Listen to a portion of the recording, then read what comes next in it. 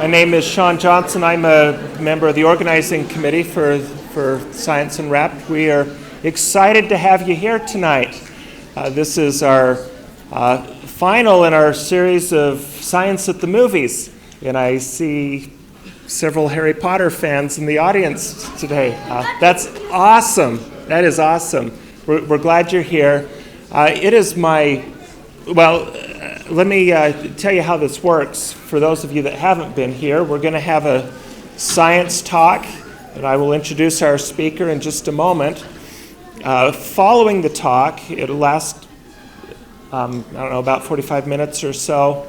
After that, we will open up the time for questions. So don't leave as soon as he's done. There's an opportunity for you to ask some questions. And following that, we have all kinds of activities outside of the lecture hall and invite you to participate in that and spend as much time here as you like. Well, it's my pleasure to introduce our speaker tonight. Our speaker is Dr. John Howell. He's a professor in the Department of Physics and Astronomy at Rochester University in New York. I want to tell you a few things about him. His specialty is in quantum optics, which sounds kind of cool, right? You should appreciate the path that he took to get here.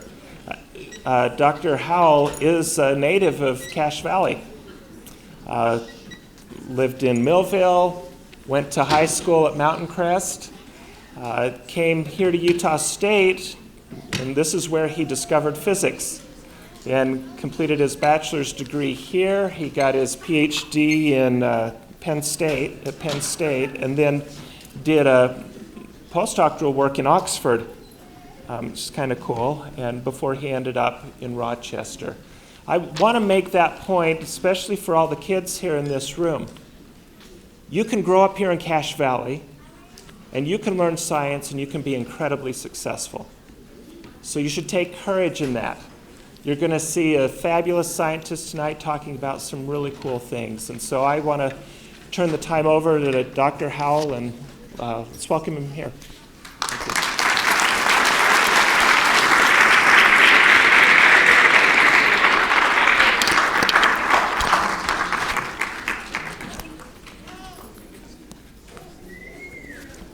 Okay, I am glad to be here this evening. It's a fun audience. I've never spoken to a young audience before, as well as a wide range of people here. So I'm going to try and make this useful, entertaining, and engaging for everyone. And hopefully everyone will learn something as we do this. What Sean didn't say is that we grew up together. We both went through high school and middle school together. I was from Millville, he was from Nibley, and we rode on the bus together. And I always admired Sean. So it's good to see many people that I took courses from many of the people in this audience 20 years ago. So I'm grateful to be here and have enjoyed my time. So I want to talk about invisibility. And what you should know about this is something I did for a hobby, not necessarily what I did for my research, but it's kind of become more and more fun over time. The people that I've worked with on this, these are some of my graduate students that I've worked with. Joe Choi is the student that has worked on this with myself. And then Curtis Broadbent has recently become more engaged in that. He actually did a PhD in my group and then a postdoc as well, and now works for a technology transfer. And is very interested in doing this cloaking stuff. So, and just to let you know, this is only a little bit of some of the things we do. This is cloaking, and so I'm going to talk about this little aspect.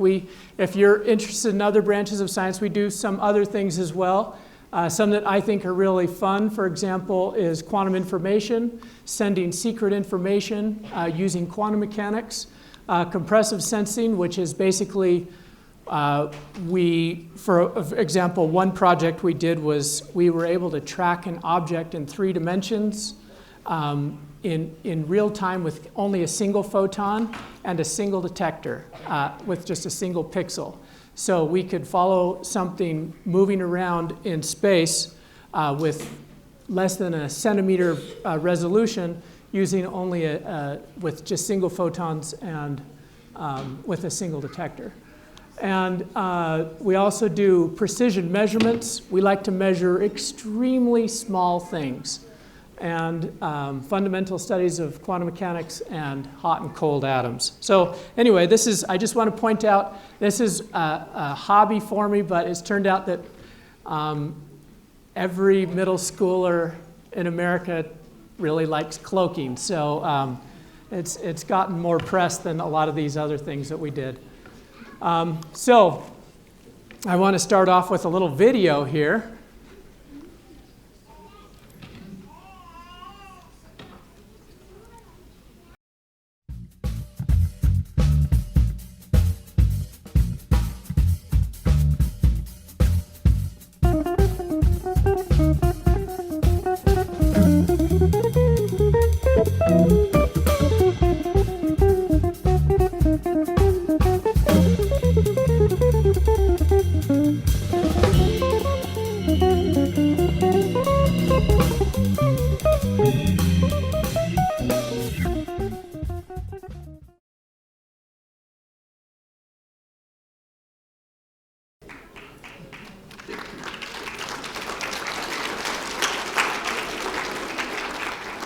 So I basically want to point out that invisibility is just the ability to make light go around an object that may be actually in plain sight, or may be something that you think you should be able to see but don't. And so this was actually, a few years ago, my sons and I, we had a little fun Thanksgiving, and we made some of these really simple devices, and my children had a blast making them. But this was just one of the systems we did. This was just, when they say smoke and mirrors, that was just mirrors. It didn't even have smoke. That's just a little bit of a demonstration. So if you think about historical invisibility, probably many of you are familiar with the cap of invisibility. This was actually used by Perseus to defeat the sisters of Medusa.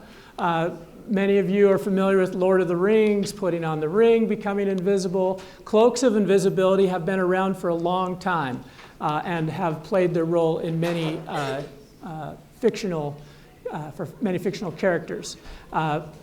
Invisible Man used chemicals to become invisible, and they all have very similar types of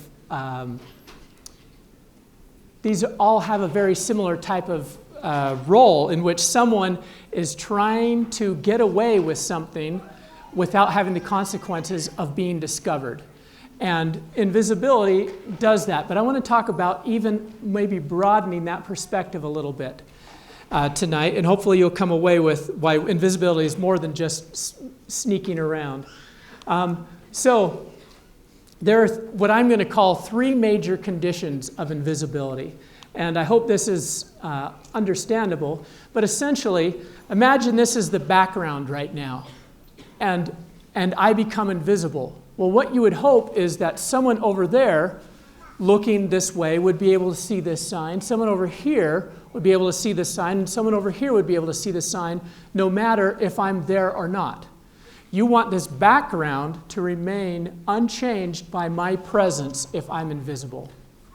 Okay, so that's something that's really important. A background must be or appear to remain. That's a really important part. Appear to remain unchanged by the presence of an object. No photons or no light. The reason why you see me is because light is coming from one of these light bulbs, hitting off of me, scattering, and then going to your eye. And then your eye registers my position. You do all the amazing calculations that your brain does. You can put me here because you have stereoscopic vision. But it's because light has hit me, scattered from me, and then gone to your eye that you're able to see me. And so if something is invisible, no light coming from me can be registered by your eyes. So no photons scattered or emitted can be viewable by the observer and not viewable over the wavelengths of the observer. Okay, now everything that you see has spectral properties, which means that sometimes blue is scattered more than red or yellow or whatever that color may be. And what you want to do to make something visible, if I was invisible over all the blue wavelengths, you would still see me because your eyes also pick up green and red. And so because of that, you need to be able to make something invisible over the entire visible spectrum. And that's what invisible means, that you want to be not seen over the visible wavelengths, which are red, spanning from the red wavelengths all the way to the blue wavelengths, the colors of the rainbow. So these are what I'm going to just call our conditions for invisibility. Now, how many of you have ever heard of David Copperfield making the Statue of Liberty disappear? Okay. So now I'm going to show you that this actually wasn't invisibility. What he did there was not invisibility. And if you were to take those three criteria that I just gave you, he's missing one very, very important one, which is the background must remain unchanged by the presence of the object. Now, what is the background when you're dealing with night? It's just black, right? What he did is he had the Statue of Liberty stuck between these two tall towers. He put the Statue of Liberty in there. He raised the curtain, and then when the curtain came down, the Statue of Liberty was gone. All he did was rotate the platform and hid the Statue of Liberty behind one of these tall towers. Okay, now because it was in nighttime, you had no way of knowing what was in the background. If it was during the daytime and you could see a building in the distance, that background would have changed when you saw the rotation. Okay, so this is not invisibility. This is hiding. Okay. Hiding is very different than invisibility. And most of the tricks that you see, for example, where things are made invisible are often just usually hiding. Okay? So now, this one is a really tricky one. Whatever you do must preserve relative motion. Now, if I came back here, and I'm using this as my background again, and let's say someone up in the audience, let's suppose I took a picture of this, and then I got a big TV right here, and I put that picture of the background in front here so that an observer in the background had this big TV, and they saw this, and I'm standing here. It looked like I had disappeared, right? The problem is, what looks perfect over here doesn't look perfect over here, right? Because that person would see the background over here, right? And a person over here would see the background over here. And so when you need to make something invisible, you need to be able, so just having a giant TV is not going to make something invisible. It may make something look invisible from one direction, but it won't do it from all directions. And so a person that is looking up here can go like this, back and forth, and it would start to lose its ability to be invisible. So you need to have something that preserves relative motion. Okay? And relative motion is that as I move around here, and if I wanted to be invisible, right, I need to have something in front of me, right, if I'm trying to send you an image that looks like a background, that no matter where you are, you see the correct background. Okay? And you want to be able to do it for an infinite number of observers. Okay, so now this is actually pretty hard to do. And something that I grew up with was Bugs Bunny. I loved Bugs Bunny, but it always bothered me what was happening with the physics of relative motion. Now, when you see Bugs Bunny walking through the forest, right? And you see something that's, say, supposed to be 5 feet away from him, and you see mountains in the distance, you see trees. These are all different relative distances, but in the background, all of those objects are moving at the same speed. And I'm going to play a little bit for you, just so you know what I'm talking about. And it's because it's really hard to do that. And until we had three-dimensional rendering, it became really hard to have movies where every distance has to have a different speed. So you see this all the time when you're going along in a car. When you're going along in a car and something that's really close to you looks like it's going really fast, and something that's in great distance away looks like it's barely moving. Right, that's why it appears that the moon is moving along the sunrise, along the horizon when you're traveling in a car when the moon is rising. So let me just show you this really quickly, and then I want to show you this other thing from Incredibles and show how this has changed over time. No, it's duck hunting season. That, sir, is Okay, are you watching? fabrication. Okay, so I'm going to play that part again. Duck season. That, sir, is Okay, so do you see the trees and the mountains? And they're all moving at the same speed. All right, now let's do this. And I want you to notice the difference here.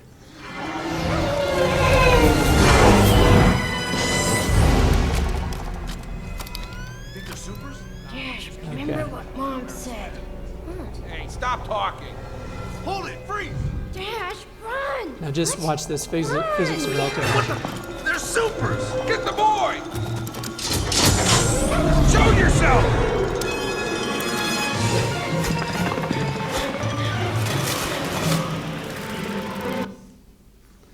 Okay, so what you saw there is that as they were walking, right, in the Bugs Bunny cartoons, everything at arbitrary distance was all moving at the same speed. Whereas in the Incredibles, every distance had its own unique relative speed. And so all of that has to be preserved when you do something to want to make something invisible. Okay, now here's a classic example. I just took a picture of this with a camera of this little scene. Then I took part of that scene and put it on my computer and put it right here. Would you say I'm cloaked? Right, here's my arm, it's invisible. Doesn't feel like cloaking, does it, right? If I were to move back and forth, right, suddenly that picture frame, and let me just say, it's really hard to get this in the right spot because I have to move the camera until I move the computer until it just fit perfectly. And that's till it just matched up everything in the background. So, but if I were to look at this and then go from side to side, I would see that this picture right here was suddenly not in the right place anymore. These lines wouldn't match up, these lines wouldn't match up, and you could tell that this was a phony. Okay, now, whether you realize it or not, you are all experts at relative motion. And you have a subconscious belief that light propagates to you in a straight line. In other words, light is coming here, scattering off me, and it's going to your eyes. You believe that light has propagated directly from me to your eyes, whether you realize that or not. And sometimes you get thrown off by that, and you experience an optical illusion, like having a straw in a cup of water, or looking at light as it's going over a radiator. And then you start to see the fuzziness, right, as it's going through turbulent air. Or maybe you see it off of a road. Those are all optical illusions. But subconsciously, you believe that light has propagated from me to you in a straight line. Now, here's a situation. If I have a tree, for example, and I take light that's coming from this tree and it's registered at my eyes, I would not be able to tell the difference between this situation, and light has gone in straight lines coming from this tree, and this situation, in which light has come here, entered this little region where the light is bent, and then comes back out with the same direction and the same propagation as if that light had gone in this straight line. You would not be able to tell the difference between this and that. Okay? And that's why you can make something invisible, because you can do something here that when you make that part invisible, you believe you're looking at this, when in reality you have had some distortion to that light. Okay? And that's what allows us to make something invisible. All right, so what is the ideal invisibility cloak? And I'm going to call it cloaking or invisibility. I'm going to use those interchangeably because that's how we've used it in our popular science fiction or our popular fiction. Broadband. Now, the first thing here is broadband, and that's basically saying, when you've probably heard of broadband internet, right? You've probably heard of broadband this or broadband that. Broadband just means that you're using a lot of spectrum in the electromagnetic spectrum, or a lot of light. It's invisible all the way from the blue photons, which you can see with your eyes, to the red photons, which you can see with your eyes. But you can't see ultraviolet, and you can't see infrared. Those are wavelengths that you can't see. The gentleman in the orange, you have a question?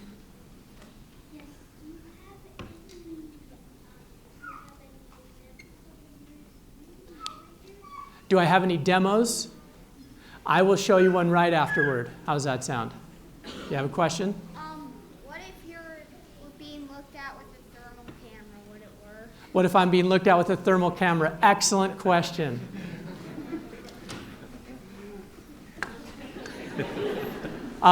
No, it wouldn't work. I'm just going to talk about what our eyes can see today. Good call, bud. Okay. Broadband just means everything that's visible to the human eye. Omnidirectional. That just means when Harry Potter puts on his cloak, he's invisible to Snape, he's invisible to McGonagall, he's invisible to anyone else that's looking at him, except for Dumbledore for some reason, right? Dumbledore always seems, I figure he must have like X-ray vision or something, right? But it has to be omnidirectional. No matter how you're looking at it, from the top or from the side, the thing it appears invisible. And it must be invisible itself, right? If I started hiding in here, you wouldn't be able to see me, but you wouldn't call that invisibility, right?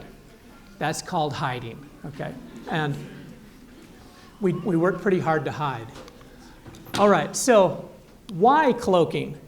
Now, you don't want to be seen. This is what I would say most of the reasons why we consider cloaking to be very interesting or important, or where we see it most in fiction and so forth, is we don't want to be seen, right? And we see this in terms of espionage, in terms of stealth, in terms of military, but there's actually a much broader set of things where invisibility can be used.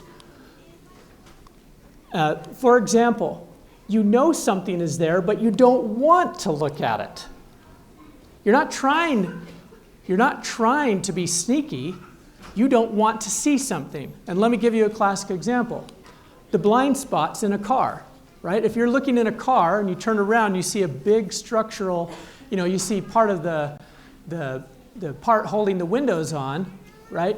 You want to be able to see through that so that you can see what's on the other side. Construction, for example, suppose I wanted to see through that wall, and I could just go up to something and put my invisibility device on it and made that wall invisible. I could make a window out of anything, okay? I could hide a wall, I could make my whole house invisible to me, but it would still look completely visible to everyone else. So for example, if I was on the inside, I could see the entire outside, but I wouldn't be able to see, no one would be able to see in, for example. You could imagine surgery. Imagine that you put on gloves that made your hands disappear so that you could see what you were doing. Dentists are always fighting for real estate in your mouth, and they have to peer around their hands, right? So they use all these types of devices. Imagine that you made a device that was invisible so that you could put on these gloves and suddenly your hands would disappear. And suppose you have a messy house, you just don't want to look at it, right? So, in fact, after this first came out, someone said that I just didn't want, I didn't want to see my children for a while, and so I just go sit in the cloaking device. But I guarantee that was not what happened. So anyway, now, so those are kind of the motivations, what they're useful for, and some of the things that we're trying to achieve. Now I'm just going to briefly share some of the things that others are pursuing. One of these fields is called metamaterials, and metamaterials are materials made by man that have really interesting properties so that they can manipulate how light moves around an object. And here's a classic example. We have light rays. These are called wave fronts. These wave fronts are coming into a region where the light bends around this object and then comes out with those wave fronts preserved. And that is what is referred to as a metamaterial cloak. Then for example, this is called a projection cloak, and I'll talk a little bit more about that in just a minute. I'm going to talk about single and multiple observers, and briefly about temporal, and then some of the things that we've been doing. Okay, so here was the first demonstration of this in 2006 using metamaterials. They took this light, they bent it around this region, and the light came out as if, I mean, it was still perturbed, but it was remarkably stable. Now, let me just say, metamaterials are really difficult to work with if you want to go to visible wavelengths. The wavelengths that people have been using would be good if you wanted to hide your car from a policeman who's using a radar on you. But it would not be very useful at the visible wavelengths. Also a problem with metamaterials is I talked about being broadband over all of the wavelengths that our eyes can see, and metamaterials are inherently very narrow band, which means they can only have a few frequencies over which they work. And so we wanted to come at it, but these are also very nice if you want to have something omnidirectional, which means no matter how you look at it, to be invisible. We worked from the other direction, which is we want to start with something that's really broadband over the entire wavelength region of light, and then work towards omnidirectionality. Okay, so let me just show you this one really quickly. I think this is a clever one. And basically what you have is someone here, this person right here behind him, there's a camera. And that camera is taking an image of the scene. That image is sent to a computer which is processed, and then that image that's being collected by that camera is sent and projected on this jacket. And this, so that a person looking through this screen sees the background behind this person. Now this only works in one direction. The person has to be looking, the observer has to be looking through this glass in order for that to be observed. It's the same thing as me putting a big screen in front of me and one person in the audience, let's say the gentleman with his hands on his face, would see who's super enjoying this, right? Okay. If I had a screen in front of me and it had a picture of what's on the back, that one person could see this. And what's your name? Gabe. Gabe would see this perfectly, but everyone else would see it distorted. Okay, now, so if I put up my hands right here and I look through my hands and I say, what's happening? What are the things that I can see through my hands? If I go to the right or move my head to the left, then I see different things through my fingers, right? And if I come up close I see different things, all right? I have more and more a field of view, and this is called parallax, moving back and forth, and seeing everything with its right, and so you can imagine what I want to do is I want to say, where are my eyes relative to what I'm looking at? Now, let's go back to that big screen, and Gabe, let's say Gabe is the only one in here, and then Gabe starts moving around. Now, as long as I know where Gabe is, I did get your name right, right? Okay. As long as I know where Gabe is, I know where his eyes are, so I know what he should see behind a screen that I put right here, right? If I know he's there, and I have a screen right here, and I'm able to say, I know Gabe is 28 feet away from me, he is 6 feet higher than I am, if I know all of those coordinates, then I know what Gabe should see on my screen in order to see the background unperturbed. Now, the problem is that only works for Gabe. If there are two of you, then if you're looking at what Gabe sees, you see it all wrong. Okay? This is called single viewer invisibility. And so I was talking to Joseph Choi about this. I was getting all excited. Hey, we could make something invisible to one person if I just did head tracking. And then he said, well, that's already been done. And I've never seen this movie, but I've seen this scene many, many times now.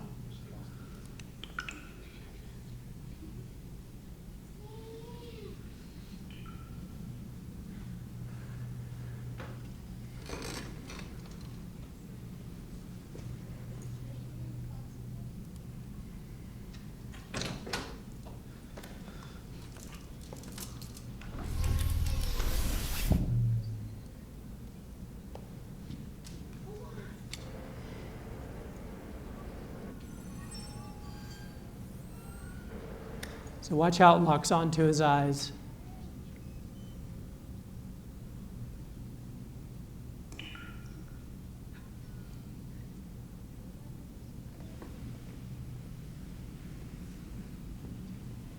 Notice how the image is actually getting smaller on the screen because they're getting closer, so the image actually takes.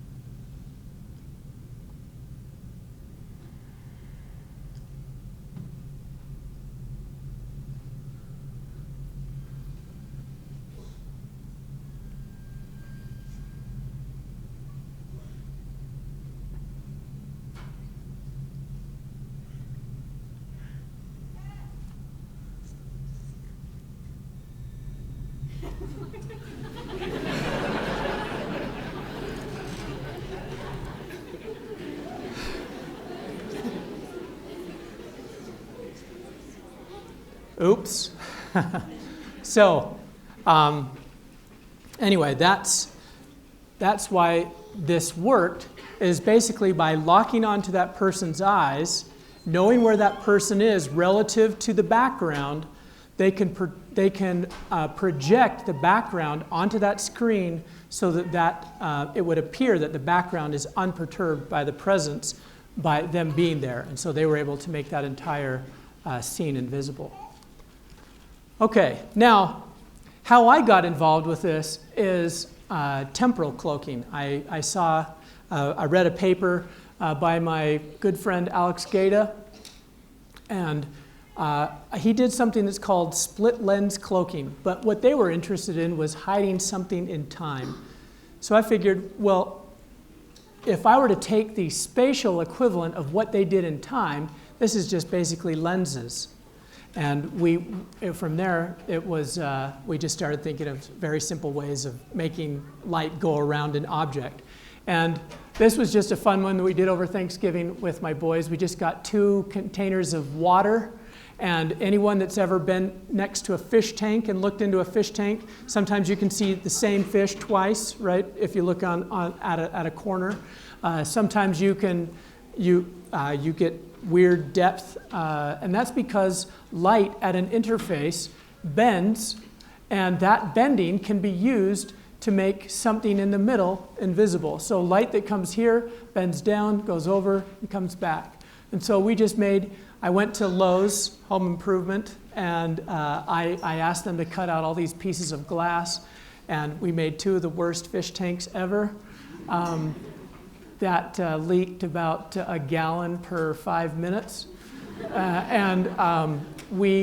You can see, looking on axis down here, you can see, here's the helicopter. You can see this little part of the helicopter, and then you see the truck from behind. So we just look down this axis, and that's what you see. So that just is a demonstration, and my kids went bananas over this. So if you want to ever have a fun activity day, that's a fun one. They constantly wanted to put their hands down in and show that they disappeared.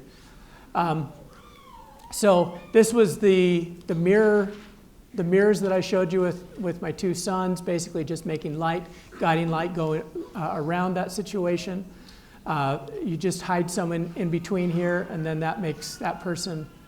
But then we started to do things that became a little bit more interesting.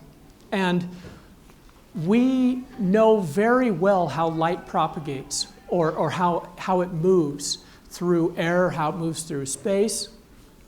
And because we know so well how that behaves, we have nice mathematical equations. And if I know how the mathematical equation for light going from one point to another point, if I know what that equation is, then I can simply say, well, here are a set of optics that do exactly the same thing as light propagating from here to here. And remember how I was showing you the light coming from a tree and being bent? Using optics, we can do exactly the same thing, and it's just mimicking these equations. And then you can, and then as you move back and forth, in fact, because those equations are preserved, you can make anything invisible over a range of angles, not just in a single direction. Now, we started to actually, now this is the one that I think is the most interesting, and I'll spend a little bit more time on this. But basically, cloaking through ray preservation. And now that's a fancy way of saying light behaves like it's propagating in straight lines. And rays are just rays of light that are moving in straight lines. And these lines, we can determine these lines, and we can, if I have a line, in fact, I'll show this here with an example. Suppose I give you 3 lines, A, B, and C. Now, if I look at that, all A, B, and C all have the same direction. Okay, this line A, B, and C all have the same direction. And now if I came up to you and I said, okay, is this line a continuation of A, B, or C? How many of you say A? How many of you say B? How many of you say C? Okay, so we got good audience participation here. So the answer is A. And how do you know that? Well, if you look at A and you say it's going to go here, then our minds compute, well, this was going this direction, and even if there's a gap here, then I know it still has to have the same direction, but there's also another important point, which is it has to have the right displacement. This line, it can't be from this line because that line should be over here. And what we can say about lines is if I know its direction and I know a point on the line, then I know where a single spatial point. In other words, if I had a straight line going through here and I put a point on it, then only that line with that direction and that point It's uniquely defined. And I can say, because I know this point and I know the direction, I know where that line will be at any time in the past or any time in the future, or any direction this way, any direction that way. And so lines are very nice that way. We know everything about them once we know their direction and one point on that line. So now let's think about what lenses do. And I'm going to show you what a lens does. And probably many of you have done this. You've taken a lens outside on a sunny day, and you saw the light concentrated behind the lens. And when it comes to a point, that's actually the back focal plane associated with that lens. And so that's the plane of focus. And what you can see is these are parallel lines. And so all these parallel lines go in a lens to the same point at the focus. Okay? All parallel lines go to the same point at the focus for a single lens. So this tells us something very important. These are all parallel lines, but they only had a single outcome at the back. In other words, I don't know if this line or this line or this line was actually what I measured when I measure something that came over here. So if I have a light ray that comes in and I measure, and this is a bunch of pixels behind there, I don't know whether it came from here, here, or here, because all of those lines give me the same result. However, if I have more of those parallel lines and I have another lens, they will also go to another point there, right? And if I introduce another lens, I will get more points. So what this says is I can determine a point on the line only up to the size of the lens, right? Because a point here or here or here doesn't tell me about where it came from if I measure something here. Okay, so putting in a bunch of lenses gives me more information about the spatial point here. Now, what happens for non-parallel rays? Now suppose I gave you these lines right here. Well, these lines are not parallel to these lines. They have a different direction. And so behind the lens, they go to a unique pixel. That is a different pixel than these lines coming for this second detector. They go up to this pixel right up here. And so the pixel that fires tells us the direction. And so with a set of lenses and a lot of pixels, you can determine both the direction and the position of many different rays. And the higher the resolution that you have, the smaller the lenses, the better spatial information you get, or the better point you're able to make on that line. Okay, so now I'm going to show you how to make something invisible over arbitrary directions and over arbitrary size. So if I have an array of lenses on top of a set of detectors, and all this is going to do is I have light coming in, it's going to hit that lens, this ray right here is going to fire and hit that detector. Well, that detector says, oh, I've measured something. And so I'm going to emit a photon from an emitter array. For example, your TV is an emitter array. And that you say that pixel, I want to emit a photon, or emit a light beam, and that's going to hit a lens and then go off. And you can see that this ray is preserved through here. Now, because I had nothing in between my detector and my emitter, I can make everything in the middle invisible. And so this is how you can make, for example, a virtual window, which is something that I could just put right here and see what's happening on the other side as if it were a window. All right, so this is actually, for those of you who are familiar with this is actually referred to as wavefront sensing, but it's also wavefront emission.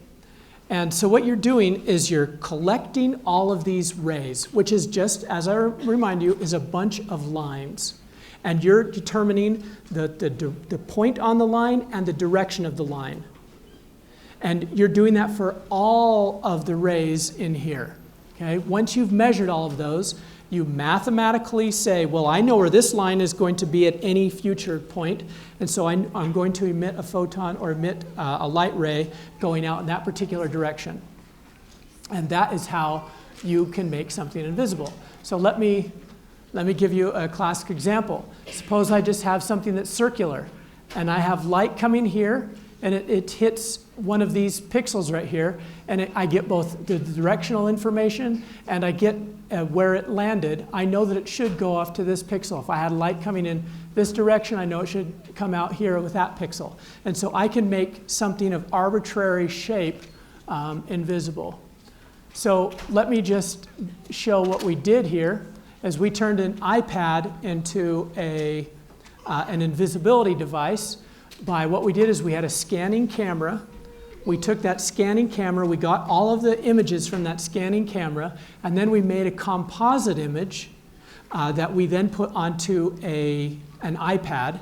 And then with that iPad mini, we then put on a lens array, these lens arrays, and then what you can see here is we're moving a camera back and forth, and you can see that the image, what's happening behind there is preserved.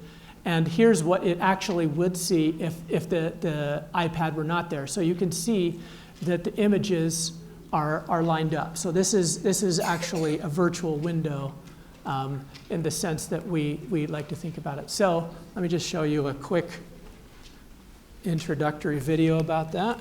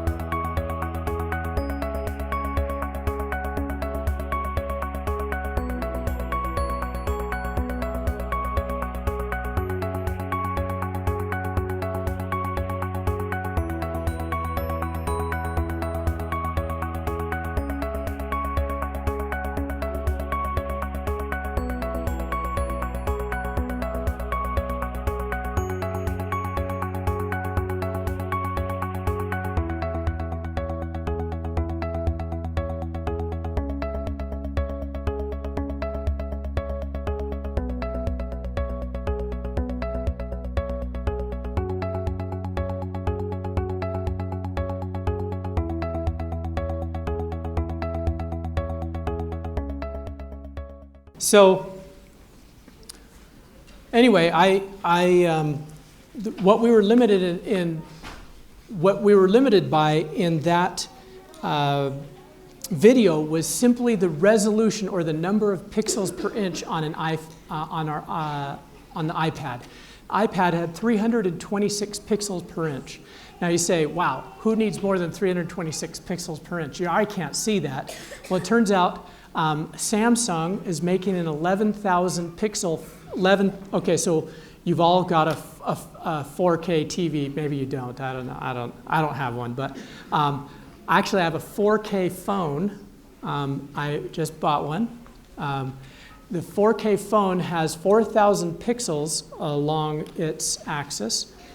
So my iPhone is a 2K, in other words, it has 2,000 pixels along here, has a pixel density of 401 pixels per inch.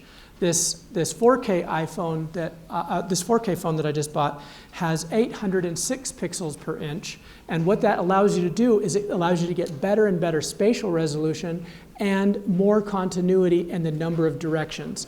And the Samsung is working on a phone with 11,000 pixels in its along its axis, and it would have such high resolution that you wouldn't be able to see that it had a lens array on top of it, and so you could actually see three-dimensional objects.